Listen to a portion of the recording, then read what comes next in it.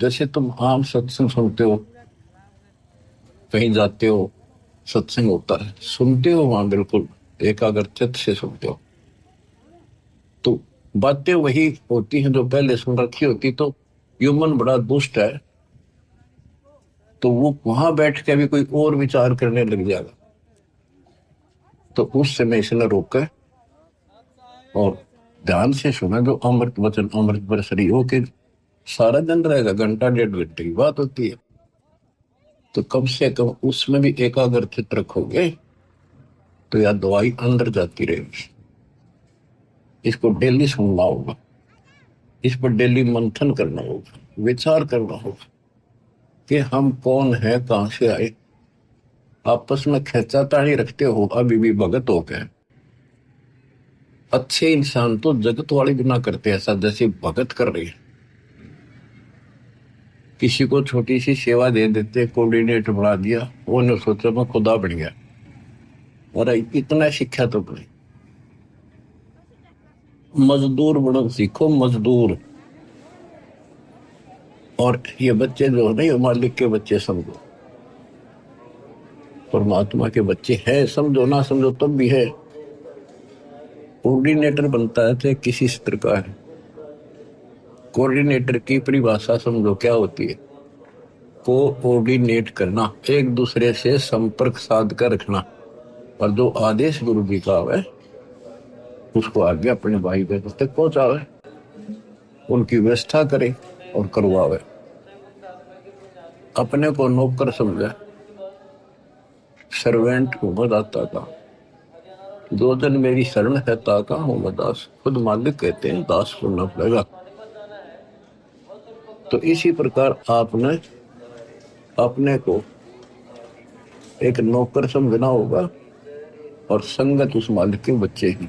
ये सत्कर मान लो, आप भी उसी के बच्चे हो, ऐसी बात नहीं है, पर आपको सेवा दूसरी दे दी है तो इसको संभाल कर फिर कह दिया आपको आपकी सेवा हटा दी। मेरी सेवा क्यों हटा दी, वो इतने दिन से कर रहा था। ये बातें भी कमजोरी है आप, या भी कमजोरी आप। जब भी किसी को कहा जाए सेवा बदलती, खुश होकर भाई, मगर मन में ऐसा भाव नहीं आने दे कि जैसे मैं दुखी हूं। और तो वो भगवान तो देखेगा, ऊपर से ना दिखाओगे अंदर होगा तो भी आपको नुकसान होगा। तो हाथ जोड़ के कहा जी और कोई सेवा दियो मजदूर ने, और दियो, दया करिए, मेरे भी कर्म बनते रहे। तुम अहंकार बना लो हो, एक दूसरे में दोष देखते हो। और कई देखा है कि कोऑर्डिनेटर या जिसकी जो भी व्यवस्था लगाई जाती है व्यवहार भी ठीक नहीं करते, धमकान लग जाते, फुरकान लग जाते। और कुछ ऐसी भी शिकायतें आई हैं जो बहन बेटियों के साथ गलत मैसेज भी डालते हैं। तो वो दुष्ट लोग ना तो कोऑर्डिनेटर के योग्य है ना वो भगत के योग्य। तो ऐसा तो संगत माई कुसंगत उपजेगी, और ऐसी कुसंगत होगी फिर हम रखेंगे नहीं उसको खेत में। किसान उस कुबाड़ को पाड़ कर खेत तो बाहर फेंक देता है, तो उसको आप मिशन से निकाल दिया जाया करेगा।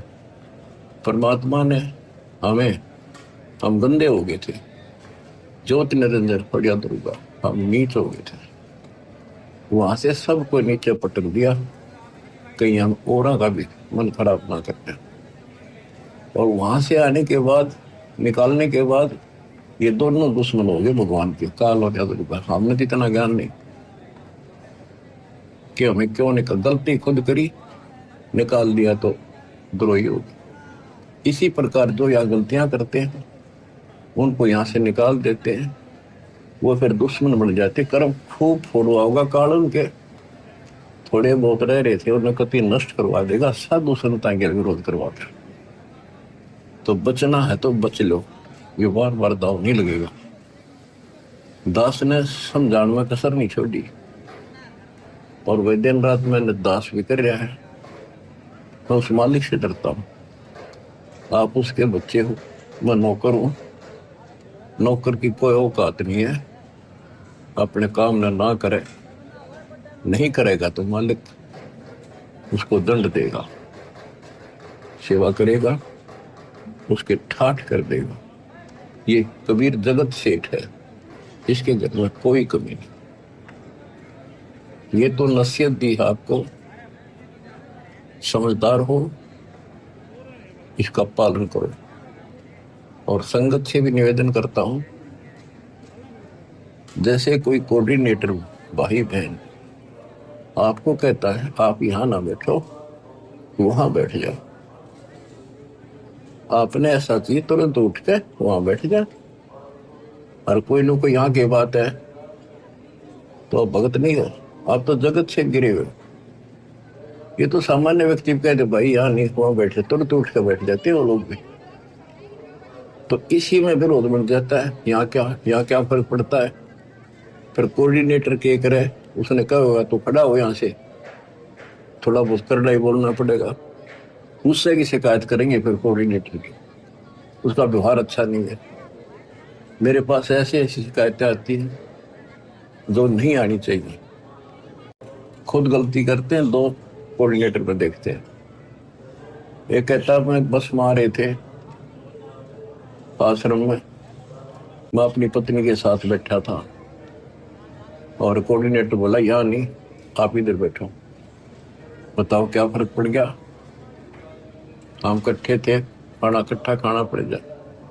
ये बातें को कहने की है। जब एक व्यवस्था है, लेडीज में लेडीज बैठे, जेंट्स में जेंट्स बैठे, तो भाई होते बहन हो, एक मर्यादा है। और फिर उस कोऑर्डिनेटर की शिकायत करी, बताए इनकी मैं कहाँ तक शिकायत सुनो? सुधर जाओ, एक के नहीं सुनी जा करती, सामूहिक शिक्षा दी जाती है, अमल कर लो इन पे। कर्म बतेरे फोड़ लिए, इस ज्ञान का असर क्या हुआ? कुत्ता हूं गुरुदेव का, रामपाल दास का नाम, और गले प्रेम की रस्सी, जहां खेतो आ जाऊं, तो करो तो आ जाऊं, दूर दूर कर तो जाऊं, जो रखो तो हीरो, जो देव सुखम। तो यहाँ चलते हो ना इस तरफ मुंह करके, कम से कम जब तो ध्यान रखा करो इन बातों का। आधी समस्या खुद पैदा करके रखते हो, फिर सारा दिन भक्ति मन नहीं लगे, एक दूसरे की खिंचाता नहीं करते हो, कर्म खराब होते हैं। जब तक इस स्थिति में नहीं आओगे थारी भक्ति नहीं बढ़ेगी। तो सत्संग के माध्यम से कबीर साहब कहते हैं, जो जन मेरी शरण है ताका हूं मैं दास। हमारे से पहले वो की तरह कुछ कर देता हमारे लिए। उदाहरण आपको दे, इब्राहिम सुल्तान आदम का बेड बिछाया, उसके बिस्तर लगाए, नौकर बन कहता कि इस पाप आत्मा ने निकालो इस गंध से। और बच्चों, दास का भी ये प्रयत्न है। आप मैं जहां त्रुटि देखता हूं आपको समझाऊं, इस गंदे लोग से छुड़ जाऊं। और कोशिश है आखिरी सांस पे करूंगा, जब तक सांस चलेंगे परमात्मा हिम्मत देगा, शरीर साथ देगा। तो बच्चों ध्यान दो, विवेक के गेल किस किस खेल बताओ, प्यार से रहो, भगवान से डरो, और 1 मिनट का भरोसा नहीं, रोज बताओ। और तुम ठेकेदारी लेकर बैठ के यहीं की अपने पिता उस सतलोक न छोड़ के, जब तक सारा सुख इस नरक में हमारे साथ आकर लगे 120 वर्ष के, और हमारे अंदर ये गंध था, इसे हटाने की चेष्टा करते रहे, पर हमने सुने नहीं। सुख में तेरे दिए, तो सुख सागर आए इसलिए थे कि न थोड़ी बहुत रात दे दो, काल न ते पीस रखे। थोड़ा सा सुख होते फिर पक्के एजेंट काल के बन जाते हैं, बकवाद वही करनी, भगवान से दूर हो जाएगा। सत्संग में दोस्त देखना, जो सत्संग में आते हैं ना, जिनको कष्ट है वो नहीं चू करते, उन्हें जहाँ कह दे वही बैठ जाते बेचारे। जो खाने में मिल जाए खा के उठ जाते हैं। जिनको सुख गणा हो गया वो आकर बकवाद करते हैं सत्संग में, और फिर इसी चोट लगेगी, याद रखोगे। बच्चों का खेल ना बनाओ इसको। इतना सत्संग सुनाता हूँ, इतना उदाहरण देता हूँ, फिर भी असर नहीं होता, पत्थर हो गए क्या तुम? तो इसलिए निवेदन है और आशीर्वाद है और निर्देश और आदेश है, मिलकर चलो, भगवान से बढ़कर सेवा करो, किसी को अपने से नीचा ना समझो, मालिक के बच्चे अपने भाई बहन समझो। जब तक आपकी भावना इतनी भी नहीं बदली तो उस सच्चे दरबार में जाओगे कैसे? तुमने बढ़न कौन देगा वहां पर, जिसके लिए रोज इच्छा करते हो सारा कुछ वहां जाने के लिए तो कर रहे हैं। तो वहां जाने के लिए बकवाद तो हम किराए करते हैं पहले, जिससे उल्टे पटके यहाँ पटके फिर वहां से पटके जाओगे, फायदा क्या होगा।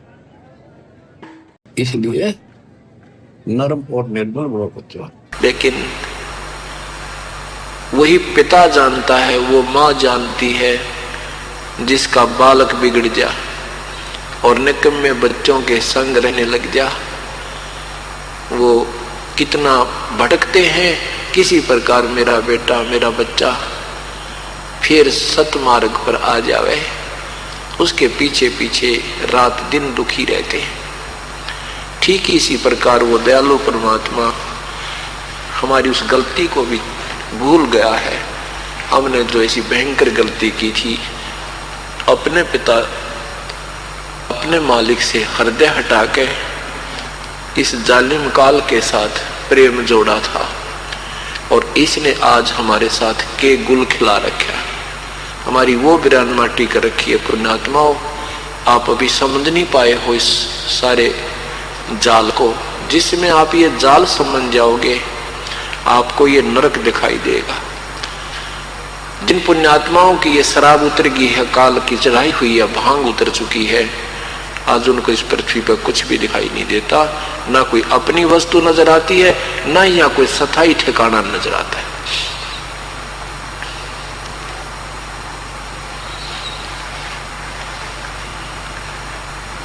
उस परमेश्वर ने आपके लिए ये दास भेजा है, परमात्मा ने अपना एक कुत्ता भेजा है आप धनियों को जगाने के लिए।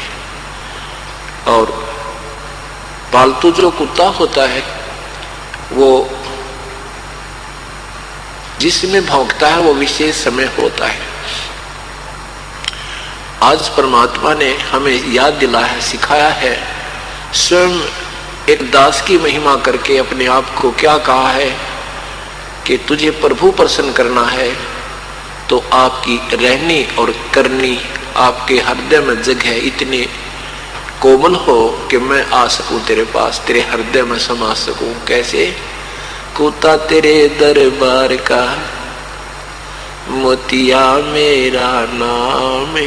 परमात्मा ने अपने लिए शब्द कहे हैं और हम दासों के लिए एक सन्मार्ग दिया है, हमारे लिए एक प्रमाण छोड़ा है। जब भगवान भी अपने आप को ऐसे बोलते हैं तो हमें इतना अधीन होने में क्या दिक्कत आएगी? इससे भी अधिक होंगे तब प्रभु निकटा होगा।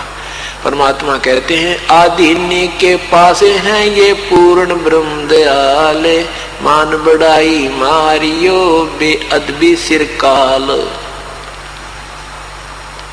कुछ परमात्मा कहते हैं, अपने भगवान के दरबार में जब आओ, गुरुदेव के समक्ष आओ, आपके हृदय में ये भावना होनी चाहिए, कुत्ता तेरे दरबार का, मोतिया मेरा नाम है। कुत्ते का विशेषकर मोती नाम दरिया करे तो कहते हैं, गले प्रेम की रस्सी जहां खींचो वहां जाऊं। जैसे गुरुजी कहते हैं, इधर आना भाई, कहते तो करो तो बावड़ू बाजाऊं बागाऊं, और जो के बैठ जा, दूर दूर करो तो जाऊं। तो करो तो बावड़ू, दूर दूर करो तो जाऊं। जो राखो त्यों ही रहूं, जो देवो सो खाऊं। तो परमात्मा उन्हीं के निकट आता है जो अति अधीन होते हैं।